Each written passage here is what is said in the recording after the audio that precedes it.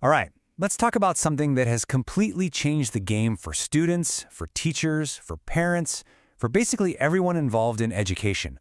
We're talking about artificial intelligence, and the big question is, how do we handle it? And look, this is the question on everyone's mind, right? Is this new tech a golden ticket for learning, or is it a genuine threat to how our kids learn to think for themselves and grow as people? That's the real tension we're going to dig into. You know, this whole thing really kicked off in late 2022.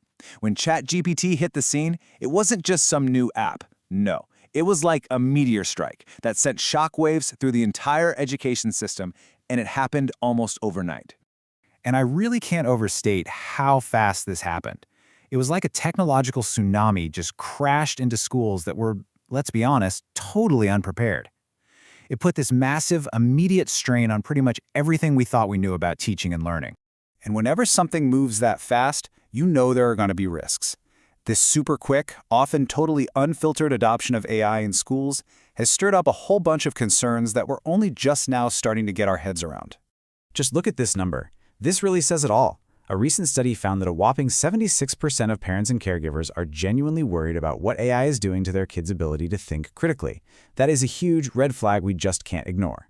And that worry really gets at this fundamental tug-of-war. On one side, you have the promise of AI, right? Things like incredible efficiency and learning paths tailored to each kid.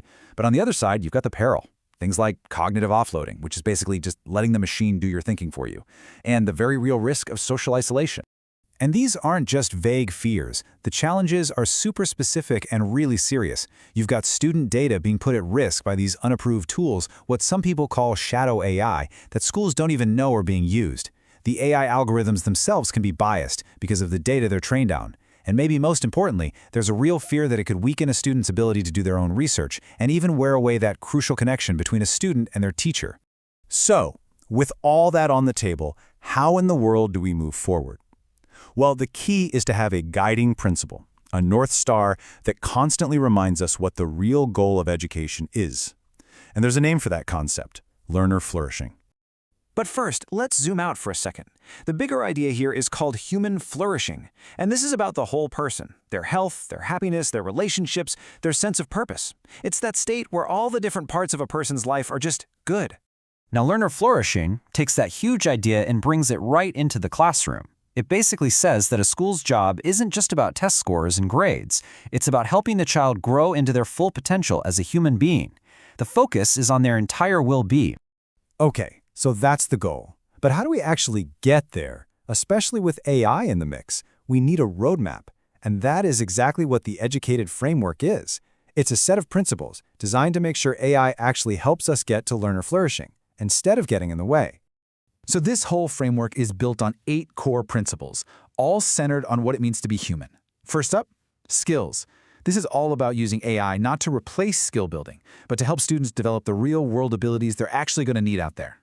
Number 2 is effort, and this one is so important. We have to protect the value of what's called productive struggle. You know, real learning isn't about getting the answer instantly. It's about the process, the wrestling with a tough problem. AI should be there to support that process, not get rid of it. Third, we've got meaning. School has to connect to a student's actual life, right?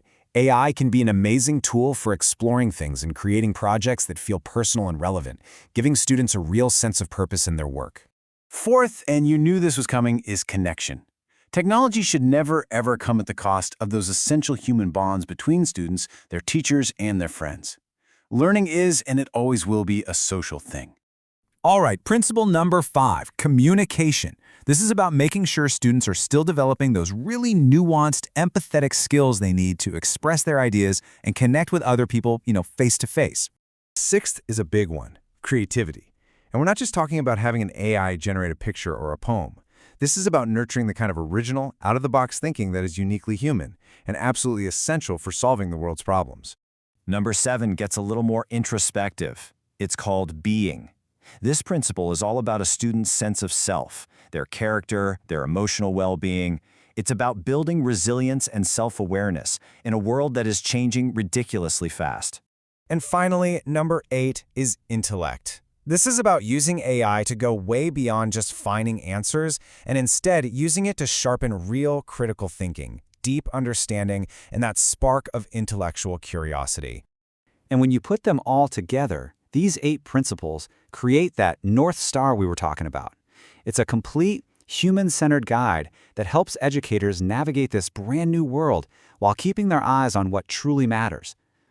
So, what does all this actually mean for the teacher at the front of the classroom? It means their job is changing in a huge way. In fact, it's becoming more important and more human than ever before.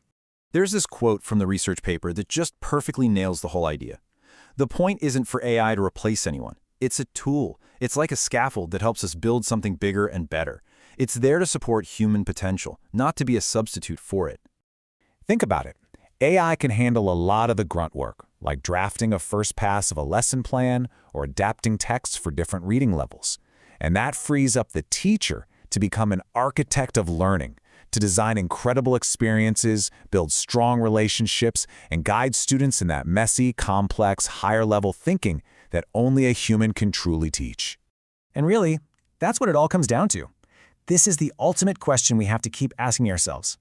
In this wild new era, the challenge isn't just about plugging in new tech. It's about being incredibly intentional. It's about asking, with every new tool, how do we use this amazing power to make us all more human, not less?